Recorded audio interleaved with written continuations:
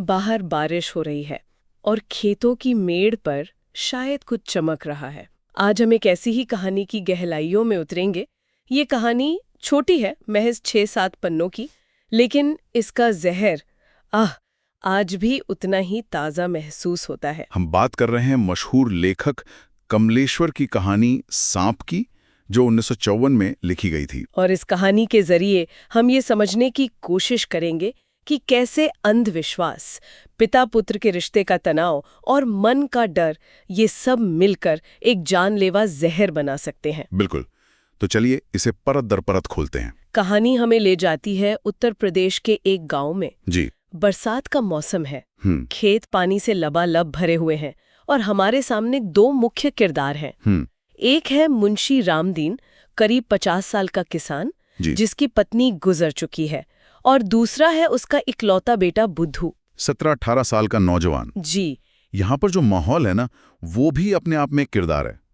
वो बारिश, भीगे खेत, गांव का अकेलापन, सही बात है। ये सब मिलकर एक ऐसा मंच तैयार करते हैं जहां पुरानी मान्यताएं और डर वो आसानी से पनप सकते हैं। और इसी माहौल में बाप बेटे खेत में काम कर रहे हैं और तभी उनकी नजर मेड़ पर फन फैलाए खड़े कोबरा पर पड़ती है, जो चांदी की तरह चमक रहा है, जैसा कि लेखक बताते हैं।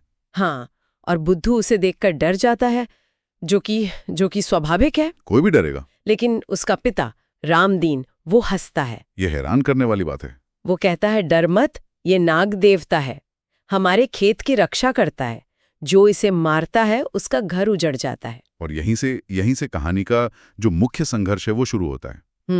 एक तरफ बेटे का स्वाभाविक डर और शायद तर्क है, और दूसरी तरफ पिता का गहरा अंधविश्वास।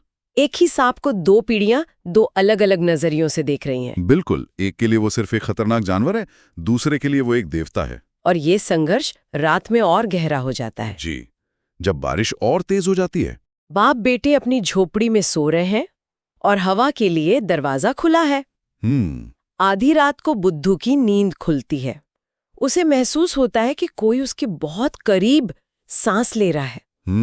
और आंख खोलते ही वो क्या देखता है कि वही कोबरा उसके चेहरे के ठीक सामने फन उठाए हुए है। सोचकर ही डर लगता है। जी। बुद्धू की चीख निकल जाती है।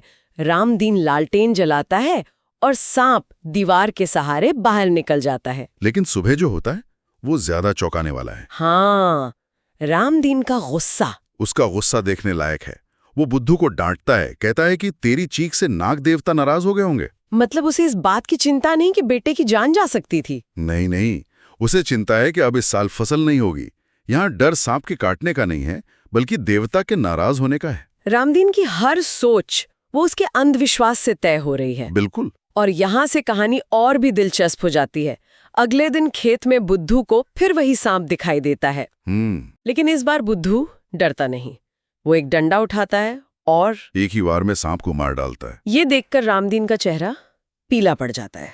वो कहता है, पाप कर दिया तूने, नाग देवता को मार दिया, अब हमारा कुल नष्ट हो जाएगा। इस पर बुद्धू हंसता है और कहता है, बाबूजी, ये अंधविश्वास है, सांप था बस। बुद्धू का ये कदम इस सिर्फ एक सांप को मारना नहीं है। नहीं, ये एक तरह से अपने पिता की मान्यताओं पर, उनके डर पर और उस पूरी परंपरा पर एक सीधा हमला है।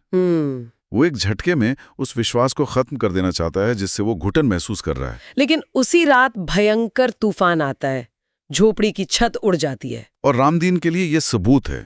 वो इसे नाग देवता का श्राप कहता है। पर बुद्धू इसे भी महज मौसम की मार कहकर टाल देता है। वो अभी भी तर्क पर अड़ा हुआ है। हाँ, लेकिन अगले दिन सुबह रामदीन को तेज बुखार चढ़ता है।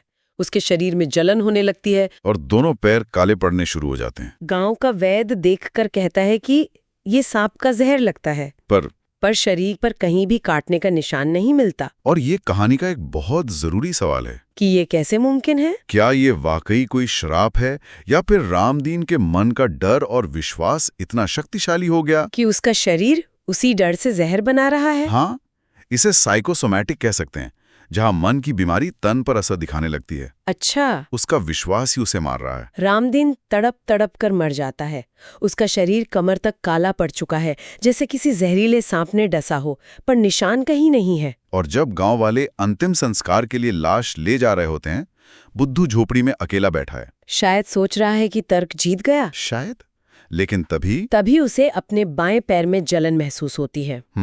वो अपनी पैंट ऊपर करके देखता है तो वहां 2 छोटे-छोटे लाल निशान हैं। ठीक उसी जगह पर जहां उसने सांप को डंडे से मारा था। अगर हम इसे बड़ी तस्वीर से जोड़कर देखें तो कहानी यहाँ तर्क और विज्ञान की सारी हदें पार कर जाती है। बिल्कुल। जहर या श्राप जो भी था वो अब पिता के शरीर से निकलकर बेटे के शरीर में पहुंच गया है। जिस अंधविश्वास को बुद्धू ने मारने की कोशिश की थी, उसी अंधविश्वास ने अब उसे जकड़ लिया है। कहानी की आखिरी पंक्तियां तो सच में रोंगटे खड़े कर देती हैं। जी। लिखा है, और उस दिन के बाद गांव में किसी ने बुद्धू को फिर कभी नहीं देखा। बस कभी कभी बरसात की रातों में मेड़ पर एक फन फैलाए सांप दिखाई देता है, जिसके फन पर 2 लाल निशान होते हैं। और इसी के साथ ये कहानी एक पारिवारिक त्रासदी से उठकर एक लोक कथा या कहें कि एक मिथक बन जाती है। बिल्कुल। बुद्धू गायब हो गया, या शायद वो खुद ही वो सांप बन गया। एक तरह से हाँ, वो विश्वास जिसे उसने खत्म करना चाहा था अब हमेशा के लिए उस गांव की सच्चाई का हिस्सा बन गया है। तो इसका मतलब क्या हुआ? कमलेश्वर की ये छोटी सी कहानी हमें बहुत कुछ सोचने पर मजबूर कर देती है। क्या असली जहर सांप में था, या रामदीन के अंधविश्वास में, या फिर बुद्धू के विद्रोह में? मुझे लगता है ये कहानी यही दिखाती है कि कुछ मान्यताएं इतनी गहरी होती हैं कि उन्हें मारने की कोशिश में इंसान खुद ही उनका हिस्सा बन जाता है। सही बात है। ये सिर्फ सांप और इंसान की कहानी नहीं है, बल्कि तर्क और आस्था के उस अंतहीन संघर्ष की कहानी है, जो शायद हम सबके अंदर कहीं ना कहीं चलता रहता है। बिल्कुल। एक ठहराव के बाद तो अगली बार जब बारिश हो और किसी को कोई अनजाना डर महसूस हो तो एक पल रुककर सोचने की जरूरत है कि वो डर बाहर की दुनिया से आ रहा है या हमारे अपने ही मन की गहराइयों से।